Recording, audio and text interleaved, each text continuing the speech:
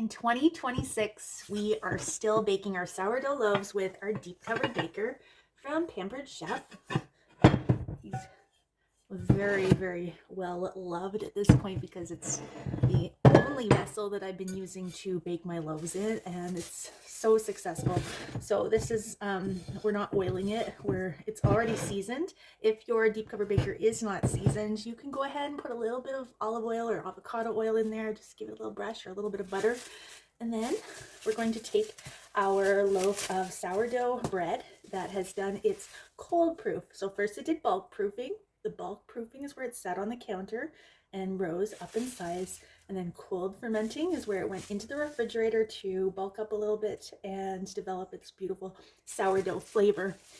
Now this is where I say that you can go as little as half an hour all the way up to overnight, which is what we did. It's been a little bit more than 24 hours later, and go up to 48 hours, because in 2026 we're baking when we are ready to bake, not when our bread is telling us it's time to bake. So we're just going to flip it and go right into the baker, adjust if necessary. Now, this is something we're doing a little bit different in 2026. We're using our flour shaker just to brush on a smidgen of flour, totally for decorative purposes, for no other reason than that. And then we're grabbing our razor blade and we're just going to put in some sort of a design. I like the wheat design. I love how those look when they bake up. So we're gonna just scratch in some little wheats. And guys, if you're looking for an expert on designs, there's a lot of good ones out there. Just do a little search. This is just rough, and I'll do another one. So these are called expansion lines. It means that your bread's going to poof out at those spots.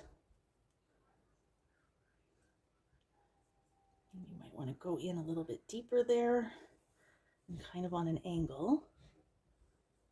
If you're not comfortable working with the razor blade, they have all kinds of special tools. In 2026, we are always using our internal temperature probe. Let me tell you why we're always using the probe. There's something very specific. We had refrigerated this loaf for half an hour. It's going to be a lot warmer than if we had refrigerated this loaf for 24 hours. So it's actually going to make a difference when you're baking it for how long you're going to bake it. Every time, you guys, is different.